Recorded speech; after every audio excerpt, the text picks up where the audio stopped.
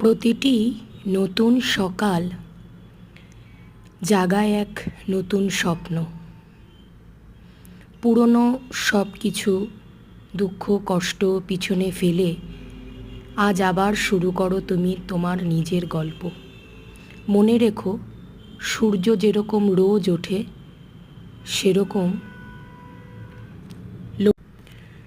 মনে রেখো সূর্য যেরকম রোজ ওঠে তুমিও পারো রোজ উঠতে, লড়তে, হাসতে। সবাইকে জানাই শুভ সকাল। আজ থার্সডে, আজ হচ্ছে মা লক্ষ্মীর বার। আচ্ছা বন্ধুরা, এটা হচ্ছে আমার বেডরুমের পেছন দিকটা। আজকে আপনাদেরকে দেখালাম যে আমার পেছন দিকটা কতটা সুন্দর। পূর্ব দিক পুরো সবুজে ভরা।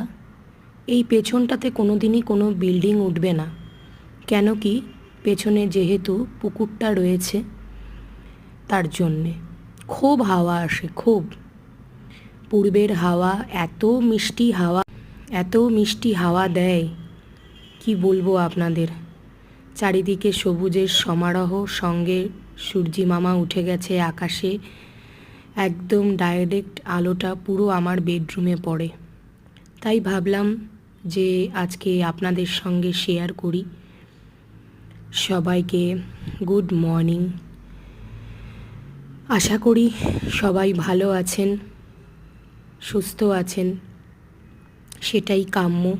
সবাই ভালো থাকুক, সুস্থ থাকুক। এই যে আমি চলে এসেছি আমার একটা আপনাদের সামনে সকাল সকাল একবার নিজেকে দেখিয়ে দিলাম। এরমভাবে দাঁড়িয়ে কি ভাবছি বলুন তো? সূর্যের তাপটা নিচ্ছি গায়ে। রোজ নেওয়া হয় না, কারণ এতদিন তো পুরো মেঘলাই চললো।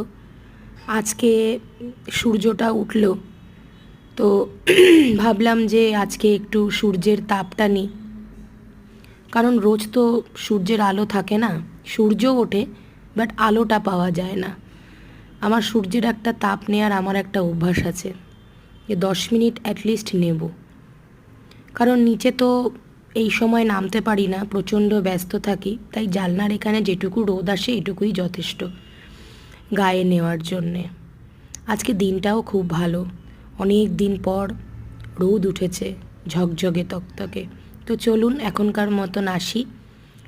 দেখা হচ্ছে নেক্সট একটা ভিডিওতে। বাই।